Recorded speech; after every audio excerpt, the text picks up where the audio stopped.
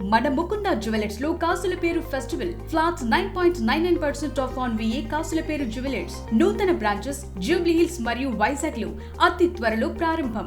Telangana municipal ఎన్నికల ఫలితాలు విడుదల కావడం జరిగింది. తెలంగాణలో మొట్టమొదటిగా ఒక ట్రాన్స్జెండర్ అభ్యర్థి విజయం సాధించినటువంటి పరిస్థితి అయితే కనిపించిందని చెప్పొచ్చు. చిట్యాల మున్సిపాలిటీలో 1వ వార్డు నుంచి పోటీ చేసినటువంటి నాగిళ్ల సుధాకర్ ట్రాన్స్జెండర్ ఘన విజయం సాధించింది. 101 ఓట్ల మెజార్టీతో కూడా గెలుపొందింది. బిగ్ టీవీ మొదటగా ఆమె ప్రచారం చేసేటప్పుడు కూడా ప్రతిదీ కూడా కవర్ చేయడం జరిగింది. చిట్యాల లాంటి ప్రాంతంలో ఆమెని చూడొచ్చు. మొత్తం మీద చాలా వరకు ఆమె ప్రచారానికి వెళ్ళినా కానీ మొదటగా పోటీ చేస్తున్నా కానీ ఎంతో హేళనగా చూడడం జరిగింది. కానీ తన విజయంతో చూపిస్తానని కూడా మొత్తం ఇంటింటి ప్రచారం చేస్తూ కూడా మొత్తం ఎంతో మందిని ఆసక్తి కనబరుస్తూ కూడా తాను సేవ చేస్తానని కూడా చిట్యాల ప్రజలకు 1వ వార్డు ప్రజలకు సేవ చేస్తానని ఒక దృక్పథంతో కూడా అక్కడ కాంగ్రెస్ CPM పొత్తు ఉన్నప్పటికీ కూడా బీఆర్ఎస్ పోటీలో ఉన్నప్పటికీ బీజేపీలో పోటీలు ఉన్నప్పటికీ కూడా ఒక ఇండిపెండెంట్ అభ్యర్థిగా ట్రాన్స్జెండర్ నాగిళ్ల సుధాకర్ ఘన విజయం సాధించిందంటే మనం అర్థం చేసుకోవచ్చు. ఆమె కళ్ళల్లో ఒక ఆనందం అయితే కనపడుతుంది. ఎందుకంటే ఎంతో మంది హేళన చేయడం జరిగింది. ఆమె ఏంటి అసలు ఆమె పోటీ చేయడం ఏంటి, ఆ రాష్ట్రంలో కూడా ఎక్కడ కూడా చోటు చేసుకోలేదు ఇలాంటి ఘటన. ఒక ట్రాన్స్జెండర్ విజయం సాధించడం పట్ల చూడండి, మీరు మొదటగా నామినేషన్ వేసేటప్పుడు కూడా ఈ రాజకీయాల్లోకి పోటీ చేస్తున్నప్పుడు కూడా ఎంతో మంది నిన్ను హేళనగా చూసాం, ప్రత్యక్షంగా మేము కూడా చూసాం. అలాంటిది కూడా మీరు అన్ని పార్టీలను కాదని, అధికార పార్టీ ప్రతిపక్ష పార్టీలను కూడా కాదని కూడా ఇవాళ ఒక ఇండిపెండెంట్ అభ్యర్థిగా మెజార్టీతో గెలిచడం జరిగింది. ఏం చెప్తావు? ముందుగా మా చిట్యాల మున్సిపాలిటీ 1వ వార్డు ప్రజలందరూ నా మీద చూపించి నా పైన నమ్మకంతో నాకు ఓటు వేసి గెలిపించినందుకు మా వార్డు ప్రజలందరికీ థ్యాంక్స్ అండి.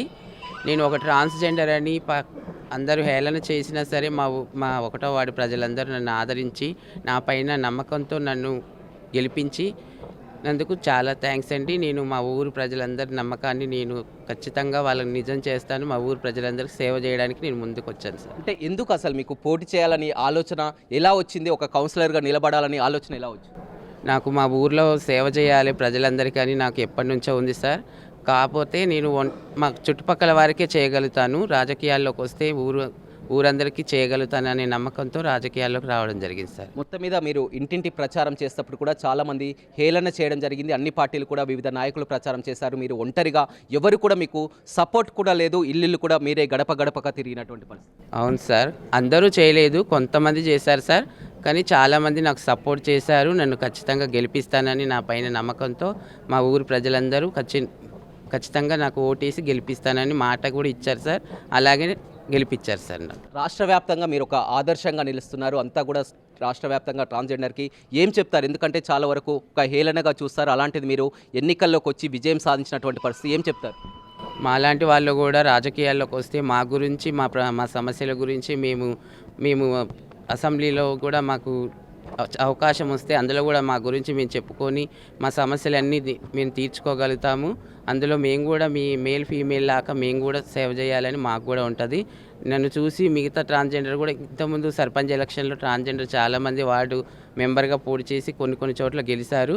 అలాగే మా వాళ్ళు కూడా ఇక్కడ నుంచి ముందు అన్ని సేవలు చేయాలి అని నేను అనుకుంటున్నాను. అంటే అన్ని పార్టీలకు కూడా ఫండింగ్ వచ్చింది. కాంగ్రెస్ పార్టీ కానీ బీఆర్ఎస్ పార్టీ కానీ వాళ్ళ నాయకులంతా కూడా ఫండింగ్ పెట్టారు.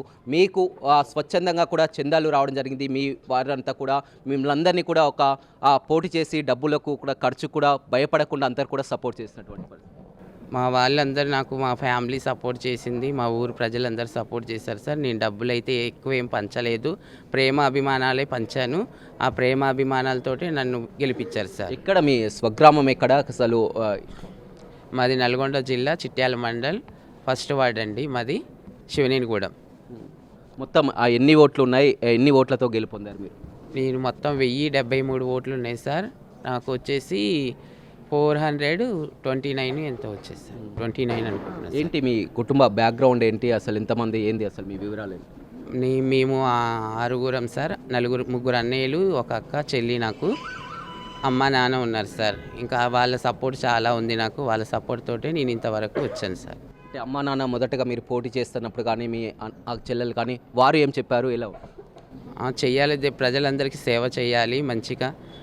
మీరు కూడా ఒక ట్రాన్స్జెండర్ కదా, నీకు ఒక హేళన చేశారు, వాళ్ళందరికీ నువ్వు రాజకీయాల్లోకి వచ్చి వాళ్ళకి సేవ చేసి నువ్వేంటో నువ్వు ప్రూవ్ చేసుకోవాలి, ట్రాన్స్ అయినా కూడా తక్కువేం కాదని వాళ్ళందరూ నాకు చెప్పడం జరిగింది. అంటే ప్రజలకు మీరు ఓటు అడిగేటప్పుడు వారిని ఏమని అడిగారు? మీ మీద నమ్మకం పెట్టుకొని వాళ్ళ గెలిపేయడం అంటే మామూలు మాట కాదు. వారికి మీరు ఏం చెప్పడం జరిగింది? వారు ఏమన్నారు? వాళ్ళ మున్సిపాలిటీలో ఉన్న సమస్యలన్నిటి గురించి నేను చెప్పడం జరిగింది సార్. మా ఊర్లో చాలా ఈ అభివృద్ధి లేదు సార్, అన్ని విధాలుగా నేను అభివృద్ధి చేస్తాను, గవర్నమెంట్ నుంచి వచ్చే నిధులు ఎలాంటివి ఉన్నా కూడా నేను తీసుకొచ్చి ఊరి అభివృద్ధి కోసం సహకరిస్తానని నేను మాట ఇచ్చాను సార్. తప్పకుండా అవన్నీ నేను నెరవేరుస్తాను సార్. చిట్యాల మున్సిపాలిటీలో మొత్తం 12 వార్డులకు కానీ ఇప్పటికే 9 వార్డులను కూడా కాంగ్రెస్ గెలుచుకుంది, 2 వార్డులు బీఆర్ఎస్ గెలుచుకుంది. ఏకైక ఇండిపెండెంట్ అభ్యర్థి. మీరు ఇండిపెండెంట్గానే ఉంటారా? అధికార పార్టీలోకి వస్తారా? సేవ చేయడాలంటే ఏం చేస్తారు? ఇంతవరకు నేను ఏమీ ఆలోచించలేదు సార్. ముందు ప్రచారము, తర్వాత ఓటింగు, ఇప్పుడు రిజల్ట్ సార్.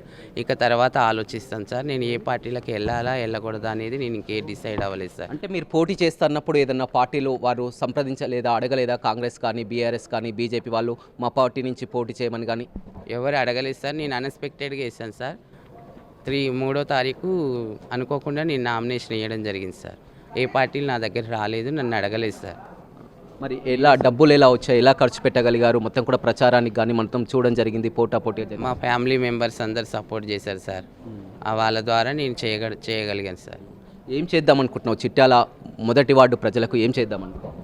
వాళ్ళకి ఏం చేద్దామంటే వాళ్ళకున్న సమస్యలన్నీ, మా ఊరికి ఎలాంటి సమస్య ఉందో అవన్నీ చేయడానికి కృషి చేస్తాను సార్. జిల్లా మంత్రి ఉన్నారు, కలెక్టర్ ఉంటారు, అధికారులు ఉంటారు, నేరుగా వారి దగ్గరికి వెళ్ళి కూడా సమస్యలు తప్పకుండా సార్. మా ఊర్లో ఎలాంటి సమస్యలు ఉన్నా మంత్రి కానీ, ఎమ్మెల్యే కానీ, కలెక్టర్ గారి దగ్గర కానీ మా ఊరు సమస్యలు తీసుకెళ్ళి వాటన్నిటి గురించి చర్చించి వాటిని తీర్చడానికి నేను ప్రయత్నిస్తాను సార్. రైట్, చూడొచ్చు చాలా క్లారిటీతో క్లియర్గా చెప్తున్నటువంటి పరిస్థితి అయితే కనిపిస్తుంది. 1వ వార్డు నుంచి ఇండిపెండెంట్గా నాగిళ్ళ సుధాకర్ ఒక ట్రాన్స్జెండర్ అనేది విజయం సాధించింది. మొదటి నుంచి కూడా చూస్తున్నాం. ఆమె నామినేషన్ వేసినప్పుడు కూడా ఇల్లు ప్రచారం చేస్తున్నప్పుడు కూడా బిగ్ టీవీతో మాట్లాడినప్పుడు ఏ విధంగా కాన్ఫిడెంట్గా చెప్పిందో ఇప్పుడు గెలిచిన తర్వాత కూడా అంతే కాన్ఫిడెంట్గా ఉంది. చాలా వరకు హేళన చేయడం జరిగింది. రాజకీయాలు ఏంటి, నామినేషన్ ఏంటి, నువ్వు కౌన్సిలర్గా గెలుస్తావా అని కూడా ఎంతోమంది హేళన చేశారు. కానీ వాళ్ళ ప్రజలంతా కూడా నమ్మకం ఉంచి ఆమె మొత్తం కూడా ఒక 101 ఓట్ల మెజార్టీతో కూడా గెలుపొందడం జరిగింది. తాను ఒక ఇండిపెండెంట్గానే ఉంటాను, ఇండిపెండెంట్గానే సేవ చేస్తాను, జిల్లా అధికారుల కలెక్టర్ కానీ ఎమ్మెల్యే మంత్రి కూడా